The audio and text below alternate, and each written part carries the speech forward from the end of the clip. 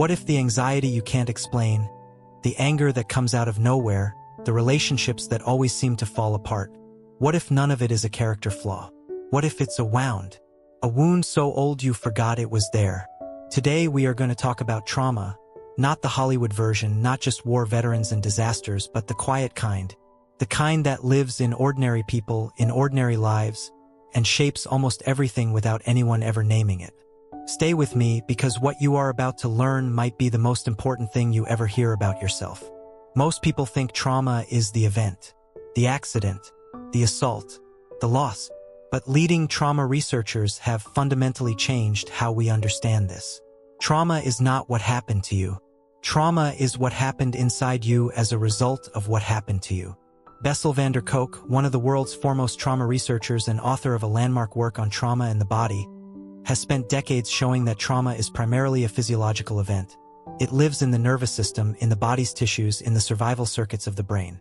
The mind tries to make sense of it, but the body keeps the score long after the story has been forgotten. Gabor Maté, physician and trauma expert, offers a beautifully simple distinction. He separates what he calls big T trauma from small t trauma. Big T trauma is the dramatic event, abuse, violence, war, a terrible accident. Small t trauma is subtler, the child whose emotional needs were consistently unmet, the sensitive kid who was told to stop crying, the adult who grew up in a home where love was conditional. These smaller wounds are often invisible, but they are no less real in their impact on the nervous system and the developing brain. What both researchers agree on is this: trauma is not a weakness. It is a deeply human response to experiences that overwhelm our capacity to cope. When something happens that is too much, too fast, or too soon, the nervous system does exactly what it was designed to do: protects you. The problem is that sometimes it gets stuck in protection mode. Long after the danger has passed, the body is still bracing for impact. This is why trauma survivors so often feel like something is wrong with them. They feel out of control, disconnected, numb, or swinging between numbness and overwhelm. But these are not signs of weakness or mental illness in the ordinary sense. They are the signs of a nervous system that learned very effectively how to survive. To understand trauma, we need to briefly understand the brain. Not in a complicated way, just enough to see why healing is possible. The human brain has, in simplified terms, 3 key layers that matter here. The first is the brainstem, the most ancient part, sometimes called the reptilian brain. It governs our most basic survival functions: heart rate, breathing, the fight-flight-freeze response. The second is the limbic system, the emotional brain, home to the amygdala, which acts like a smoke detector, constantly scanning the environment for danger. The third is the prefrontal cortex, the thinking brain, the part that reasons, plans, and puts experiences into perspective. In a healthy, safe nervous system, these 3 parts work together. The thinking brain can regulate the emotional brain. We feel something and we process it. But under extreme stress or threat, the amygdala takes over. The thinking brain essentially goes offline. As van der Kolk's research has shown, when people are triggered into traumatic memory, the language centers of the brain actually reduce in activity. This is why trauma survivors so often say they cannot find the words. It is not evasion. The brain literally becomes less able to use language in those moments. And the body follows. When the amygdala fires the alarm, stress hormones flood the system, cortisol and adrenaline. The heart rate spikes, muscles tense, digestion halts. The body prepares to run or fight. This is brilliant engineering for short-term survival. But when the threat is not a predator in the forest, when it is a childhood home or a relationship or a memory, and when the nervous system never gets the signal that the danger is over, those stress responses begin to run chronically.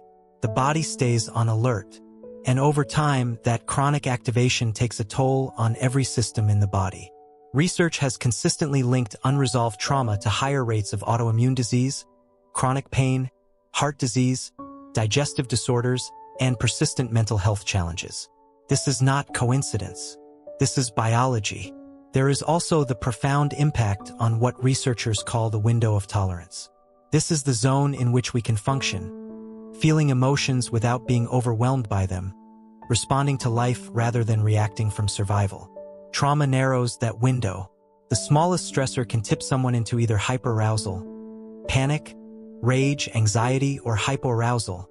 Shutdown, numbness, dissociation. Both are protective responses.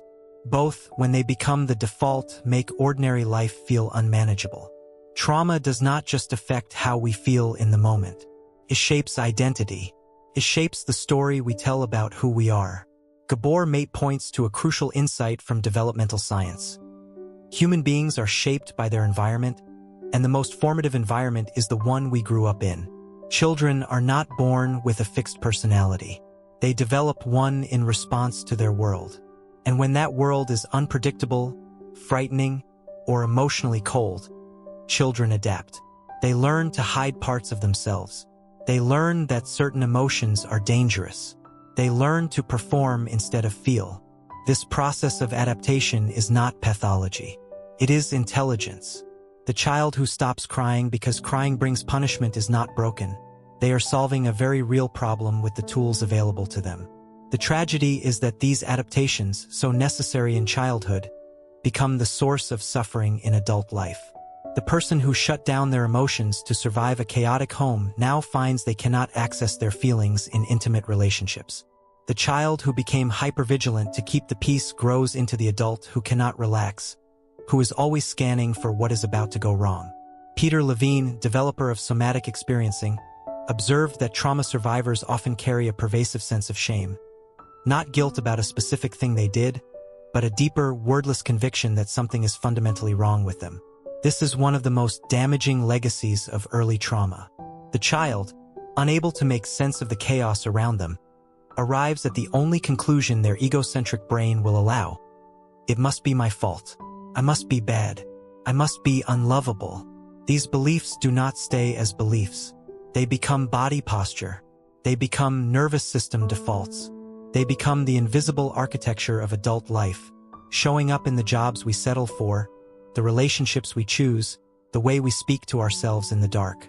Van der Kolk's research also highlights the impact of trauma on relationships. Trauma, especially early relational trauma, disrupts attachment, the deep biological need for safe, responsive connection. When early caregivers were unpredictable, absent, or frightening, the child's attachment system becomes dysregulated. They may cling anxiously or push people away. They may desperately want closeness while also fearing it.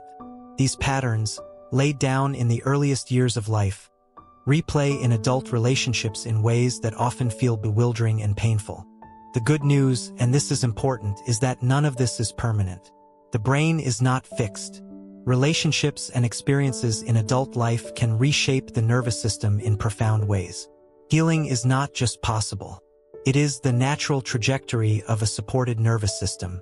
One of the biggest barriers to healing is simply not recognizing trauma as trauma. Many people carry deep wounds while genuinely believing nothing significant ever happened to them. After all, they were never abused. They were never in a war. They had a roof over their head and food on the table. But trauma has many faces, and some of the most impactful are the quietest.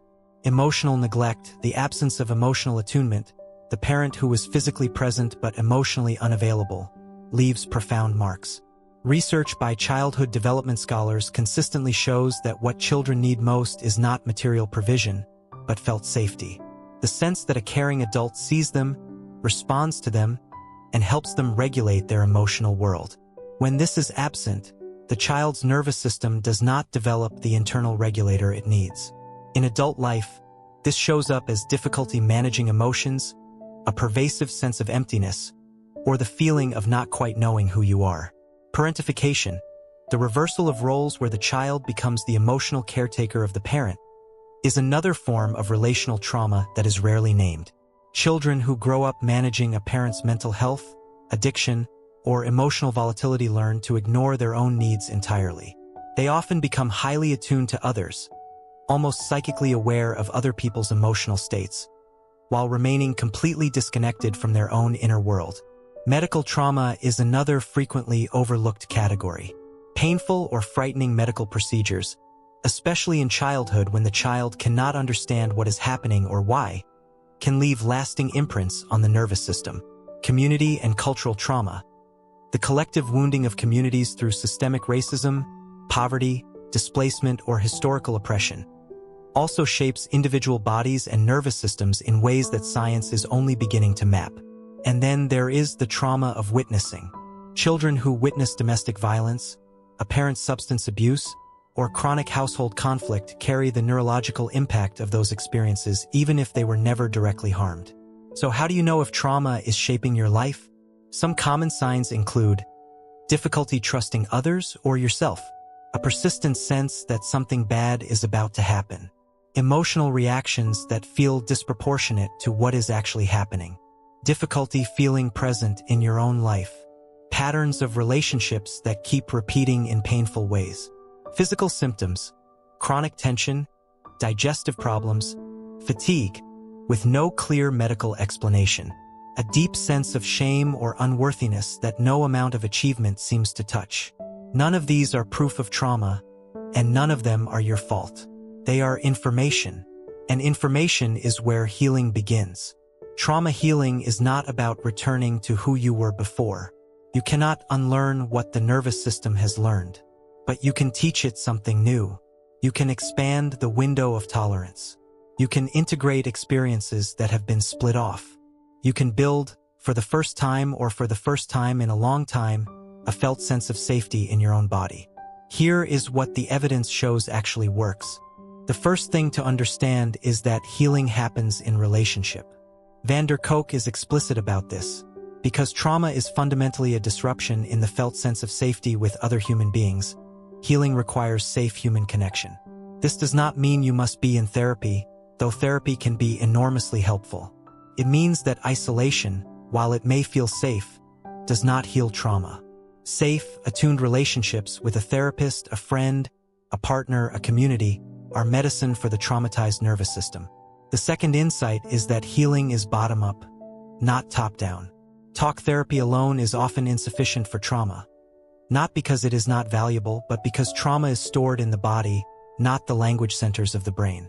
Understanding why you are the way you are is an important part of healing. But understanding alone does not release the body from its held patterns of protection.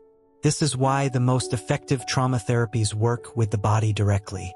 Somatic Experiencing, developed by Levine, works with the body's natural impulses toward completion. In the animal world, when a deer escapes a predator, it literally shakes, discharging the survival energy that was mobilized for escape. Humans interrupt this process. We brace against the trembling. We hold ourselves still.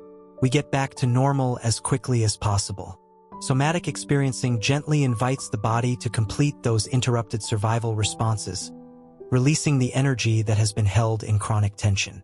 EMDR, eye movement desensitization and reprocessing, was developed by psychologist Francine Shapiro and has become one of the most well-researched trauma treatments available. It uses bilateral stimulation, often eye movements, or alternating taps, to help the brain process traumatic memories that have become frozen and stuck. Decades of research, including recognition from the World Health Organization, support its effectiveness for post-traumatic stress. Internal family systems, developed by Richard Schwartz, offers a profoundly compassionate framework for understanding the different parts of ourselves that trauma creates. The inner critic, the people pleaser, the part that goes numb, the part that rages. IFS understands these not as pathology but as protective parts, inner helpers who took on extreme roles to protect a vulnerable core self. Healing in IFS involves approaching these parts with curiosity and compassion rather than judgment, and gradually unburdening them of the roles trauma forced upon them.